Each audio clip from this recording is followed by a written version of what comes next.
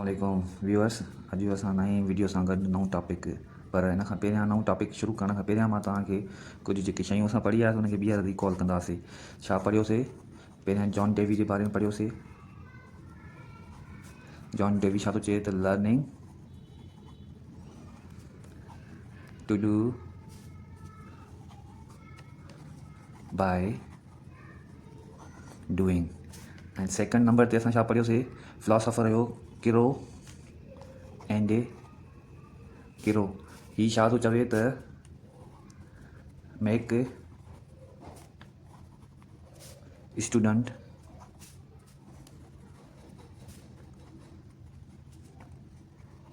Constructive member of society. Third number ते pedagogy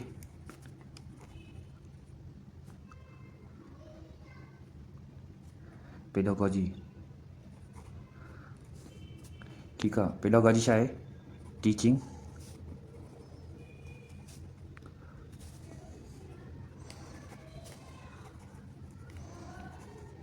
method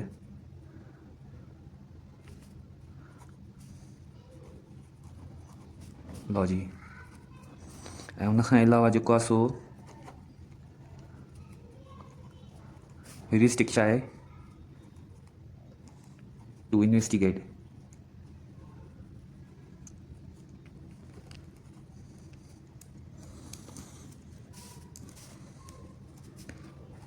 symposium छा आहे?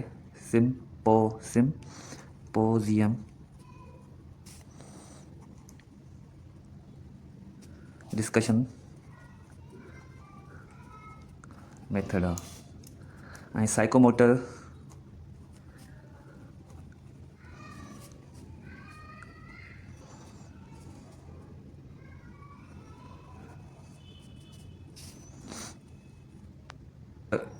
डोमेन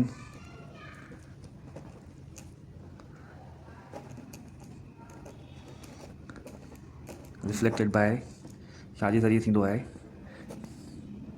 इन में ॿारु छा कंदो आहे? एक्सपेरिमेंट कंदो आहे। एक्सपेरिमेंट ठीकु आहे। हाणे इहे जेको आहे सो टॉपिक असां कयोसीं। ॿियो उन खां अलावा असां डोमेन्स पढ़ियासीं त केतिरा डोमेन्स आहिनि ऐं इहे सभई शयूं मां वरी ॿीहर रिकॉल कराईंदोमांव। हाउ मैनी डोमेन्स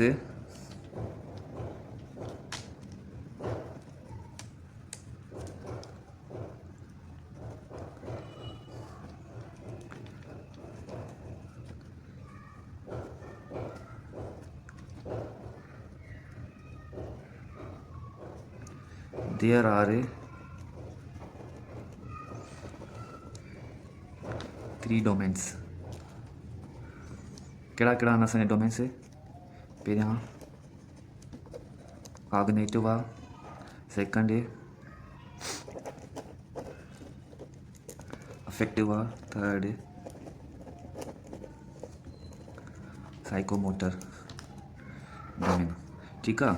हाणे कॉग्निटिव में छा हूंदो आहे त हिन में असां ॿार जी छा जज कंदा आहियूं? Intellectual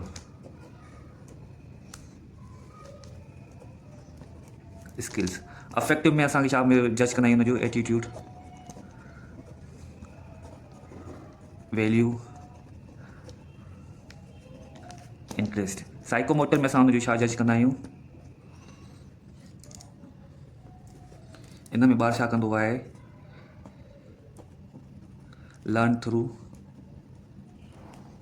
experiment, learn through.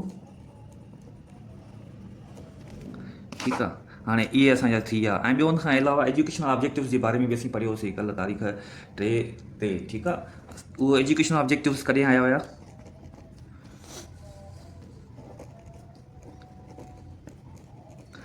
Educational objectives कहिड़ा असांजा ऐं कॾहिं आया?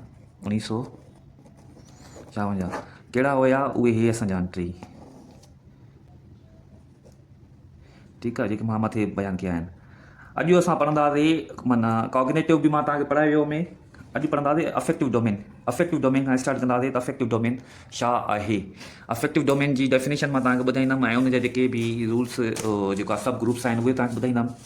हा जी, ॿी ॻाल्हि इहा त असां कॉग्निटिव डोमेन जे बारे में असीं पढ़ियोसीं त हिनजो कीअं हुनजा कहिड़ा कहिड़ा ग्रुप्स आहिनि, सब ग्रुप्स जेके आहिनि घणा अथसि। कॉग्निटिव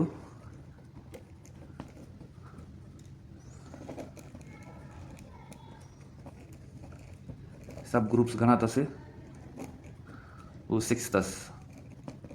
तव्हांखे हिनजो ॿुधायो एक्रोनॉम ठाहियो हुयो KCRC।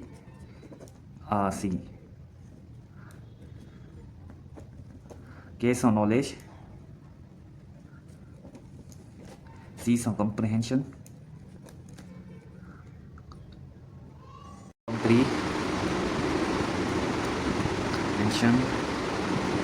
एप्लीकेशन,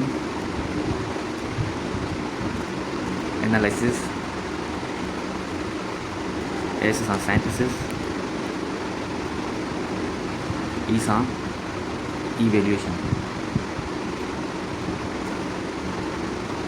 हाणे हे सभु 6 ग्रुप्स आहिनि कंहिंजा आहिनि कॉग्निटिव जा डोमेन जा। सभु 6 ग्रुप्स कहिड़ा अथसि। K सां नॉलेज, C सां कॉम्प्रिहेंशन, A सां एप्लीकेशन्स ऐं A सां एनालिसिस, S सां साइंथिसिस एंड इवेल्यूशन्स।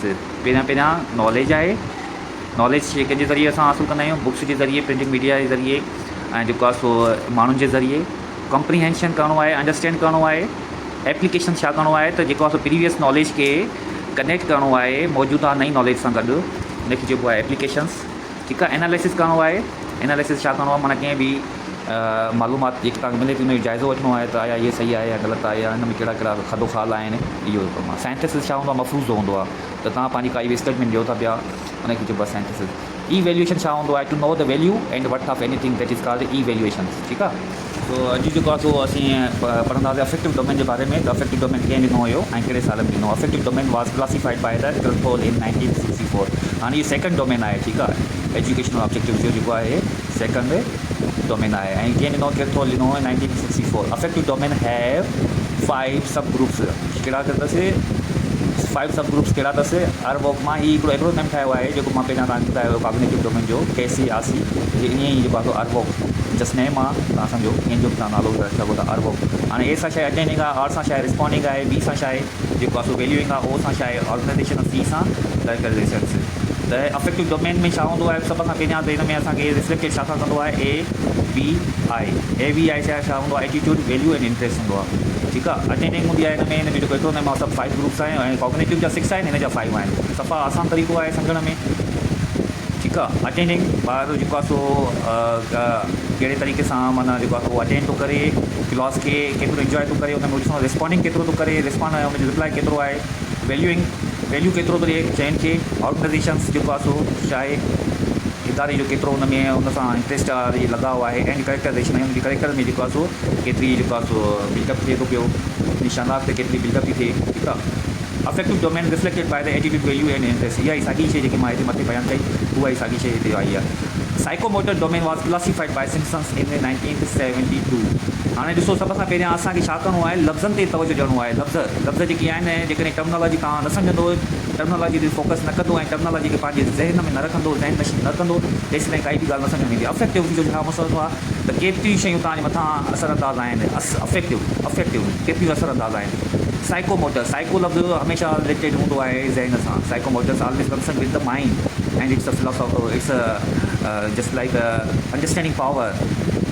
ठीकु आहे। ऐं जेको आहे सो थोरी सिंधीअ में खणी चइजे त नफ़्सियात हुनजी कीअं थी कमु करे, कंहिं शइ ते कीअं थी परसीव करे। ठीकु आहे। साइको लफ़्ज़ हमेशह ज़हन सां हूंदो आहे, माइंड सां हूंदो आहे। Psycho words concern with always with the mind, associated with the mind. ठीकु आहे। हिन लफ़्ज़नि जी टर्मिनोलॉजी खे यादि करिणो आहे। हाणे हिन में छा थो चवे त साइकोमोटर जा जेके आहिनि 7 सब ग्रुप्स आहिनि। कहिड़ा अथसि 7 सब ग्रुप्स। ईअं ई मां हिकिड़ो छा ठाहियो आहे, वरी एक्रोनिम ठाहियो आहे DSGMCAO। Perception, set, guided response, mechanism, covert और complex overt response, interpretation and origination. ठीकु आहे। हाणे ॾिसो साइकोमोटर मां तव्हांखे ॿुधायो न, त साइकोमोटर जी लफ़्ज़ जी माना आहे psycho means this word also connected with the mind. त हाणे माइंड सां जेकॾहिं काई शइ वाबस्ता आहे त इट मीन्स त हुनजो माइंड कीअं शयुनि खे परसीव थो करे, केतिरो सम्झे थो। पहिरियों हिन जो पहिरियों टूल आहे उहो छा आहे परसेप्शन आहे कीअं केतिरो सम्झे थो पियो शयुनि खे, सेट कीअं थो करे शयुनि खे, सेट माना कहिड़े तरीक़े सां वंडाए थो पियो पंहिंजे ज़हन में। गाइडेड रिस्पॉन्स माना कीअं थो करे रिस्पॉन्ड, रिप्लाई कीअं थो करे, जेको हुनखे सेखारियो वियो आहे उहो कीअं हुनजो रिप्लाई थो करे। मैकेनिज़म पंहिंजो जेको आहे सो शयुनि खे कहिड़े तरीक़े सां तरतीब थो ॾिए, कीअं थो ठाहे। कॉम्प्लेक्स ओवर्ड रिस्पॉन्स, कॉम्प्लेक्स लफ़्ज़ जी माना आहे मुंझकार, ओवर्ड माना खुलियल, रिस्पॉन्स माना जवाबु ॾियणु या रिप्लाई ॾियणु।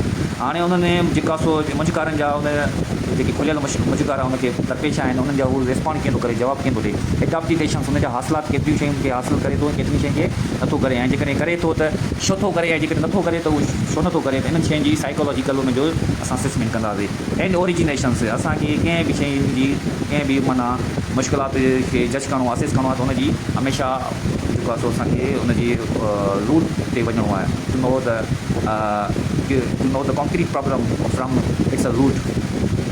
ठीकु आहे, जेके बि हुन सां मसइला पेश था अचनि उन हवाले सां हुनजी पार ते पहुचणो आहे त छाजे करे मसइला पेश था अचनि। Micro teaching just like class room आहे सजेस्टेड बाय रेज इन विच 5 to 10 स्टूडेंट्स वुड सेटल। हाणे माइक्रो टीचिंग बि हिकिड़ो क्लास रूम मैनेजमेंट में इहा शइ अचे थी पई त जेकॾहिं 5 खां 10 ॿारनि ते मुश्तमिल क्लास आहे त हुनखे छा चइबो आहे, माइक्रो टीचिंग आहे। ऐं you can know rest no lesson planning in teaching of methods present by Herbert model.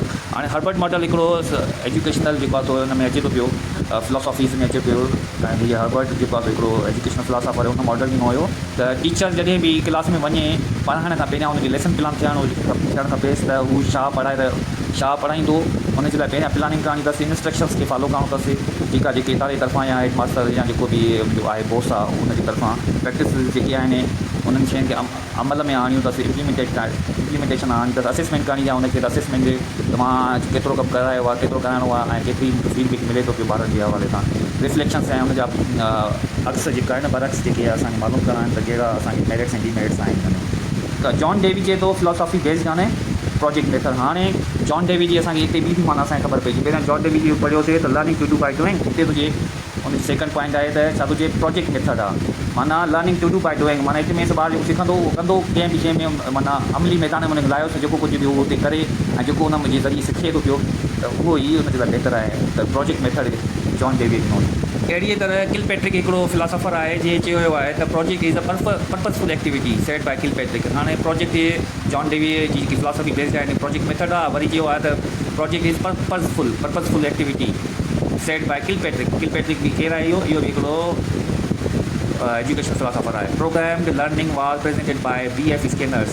Programmed learning छा आहे, माना उहा लर्निंग जेको असां को प्रोग्राम इवेंट कयूं ऐं उन जे ज़रिए ॿारनि खे सिखिया मिले, ठीकु आहे, उहा कंहिं ॾिनी B.F. स्किनर। इहो बि हिकिड़ो आहे B.F. Skinner. Portfolio is the collection of students works. Portfolio छा आहे, पोर्टफोलियो में छा हूंदो आहे त माना we just prepare the one file in which we collect all the activity of the students in that file, that is called a portfolio. ठीकु आहे। सोलो टेक्सोनॉमी छा आहे, SOLO taxonomy surface consist of 2 stages, unistructurals, multistructurals. ठीकु आहे। Deep learning category in SOLO taxonomy consist of relational and extended extend. हाँ, uni structural जी लफ़्ज़ जी माना छा आहे, यूनी मीन्स हिकु, स्ट्रक्चरल्स मीन्स माना बनावट। मल्टी स्ट्रक्चरल जी माना छा आहे, मल्टी मीन्स लफ़्ज़ जी माना multi means many, structurals means हिक खां वधीक जेको आहे बनावट हुजनि शयूं हुजनि उनखे चइबो आहे multi structurals. Deep learning category in SOLO taxonomy consist of relational and extended extend. Relational लफ़्ज़ जी माना आहे माना वाबस्तगी, कोऑर्डिनेशंस, फैमिलियर। ठीकु आहे। एक्सटेंडेड लफ़्ज़ जी माना आहे, एक्सटेंडेड माना उहा शइ जेकी सभिनी खां आला हुजे। एक्सट्रैक्ट माना उहा शइ जेकी असां सिर्फ़ु महसूसु करे सघूं, माना उहा शइ जेकी असां सिर्फ़ु महसूसु करे सघूं ऐं हथु न लाए सघूं। ठीकु आहे। Cognitive development deals with mind. Cognitive तव्हां ॿुधायो न त अहिड़े तरीक़े सां हर हिकु शइ जी टर्मिनोलॉजी हूंदी आहे, कॉग्निटिव माइंड सां आहे, साइकोमोटर माइंड जी नफ़्सियात सां आहे। ठीकु आहे। Development deals with mind. Stages of cognitive developments are described by the Jean Piaget's. हाणे कॉग्निटिव डेवलपमेंट डिस्क्राइब कीअं कयो आहे, जीन पायागेट कयो आहे। कॉग्निटिव डेवलपमेंट स्टेजिस में घणियूं 4 स्टेजिस आहिनि, कहिड़ियूं त उहो मां तव्हांखे ॿुधायां थो पियो। पहिरियों त हाणे स्टार्ट कंदासीं पीरियड फ्रॉम ज़ाइगोट, जॾहिं ॿार जे पेट में माना ॼमणु शुरू कंदो आहे, हुनजी हयाती जीअं पैदा थियणु शुरू थींदी आहे, अंदरि हुन में वजूद थींदो आहे ज़िंदगी जो, त उहो कॾहिं खां ज़ाइगोट छा हूंदो आहे, हिकिड़ो एग हूंदो आहे, हुनखे चइबो आहे ज़ाइगोट। 250 खां 300 ॾींहंनि ताईं छा चइबो आहे, प्रीनेटल पीरियड आहे इहो। 250 खां 300 ॾींहंनि ताईं प्रीनेटल पीरियड आहे। Starting from birth to 2 weeks neonate period आहे, ठीकु आहे। इहो छा आहे neonate period starting from 13 years to 19 years हिन खे एडोलसेंस चइबो आहे। हाणे कॾहिं कॾहिं थींदो यार एडोलसेंस आहे एडोलसेंट आहे, त इहो एडोलसेंस माना छा आहे उहे सफ़ा जेके फूलनि जवानी चवंदा आहियूं जेकी टीन एज चवंदा आहियूं, उहा कॾहिं खां स्टार्ट थींदी आहे 13 साल खां 19 सालनि ताईं। Period start from birth to 2 years in cognitive development, हुनखे छा चइबो आहे सेंसरी मोटर स्टेज। हाणे इहे इन कॉग्निटिव डेवलपमेंट जी जेको आहे सो जीन पायागिस जेके स्टेजिस ॾिनियूं हुयूं उहे कहिड़ियूं आहिनि असांजूं, उहे sensory motor stage, pre operational stage ऐं उन खां अलावा कॉन्क्रीट ऑपरेशनल स्टेज ऐं फोर्थ कहिड़ी आहे फॉर्मल ऑपरेशनल स्टेज। इहे स्टेजिस जेके ॾिनियूं इहे कंहिं ॾिनियूं जीन पायागेट ॾिनियूं, जीन पायागेट्स, ठीकु आहे। हाणे अचो त ॿुधो सिखूं त सेंसरी मोटर स्टेज कॾहिं खां केतिरनि सालनि ताईं यादि रखो। Period start from birth to 2 years cognitive development is called sensory motor stage. माना ॼमण खां वठी करे 2 सालनि ताईं जेको आहे सो उन जेकी ज़हनी निशुनिमा थिए थी पई उहा उन छा चइबो आहे सेंसरी मोटर स्टेज आहे इहा। ऐं period start from 2 to 7 years cognitive development pre operational stage आहे। Pre means before operational stage, माना उहा स्टेज जेकी माना शुरू करण खां पहिरियां वारी स्टेज हुजे, माना काई बि मशक़त करण या माना तालीमी इदारनि में वञणु ॿारनि खे मोकिलणु अहिड़े हिसाब सां इहा प्री ऑपरेशनल आहे। माना ऑपरेशनल माना अञा अमल ई न आहे थियो। Period starting from 7 to 12 years in cognitive development means concrete operational stage. हाणे ॾिसो कॉन्क्रीट ऑपरेशनल स्टेज इहा थर्ड जेकी आहे इहा कॾहिं खां स्टार्ट थिए 7 खां 12 years खां 12 years ताईं, ठीकु आहे। हुनखे छा चइबो आहे concrete operational stage. Period from 12 years and onward इन कॉग्निटिव डेवलपमेंट, माना उहो पीरियड जेको 12 खां ऐं लगातार डेथ जेको आहे हुजे हुनखे चइबो आहे फॉर्मल ऑपरेशनल स्टेज। फॉर्मल जो मक़सदु छा आहे त माना उहो माण्हू जेको हिकिड़ो क़ाबिल हुजे पंहिंजी शयुनि खे पाण हल करे टैकल करे दुनिया खां मुंहुं ॾे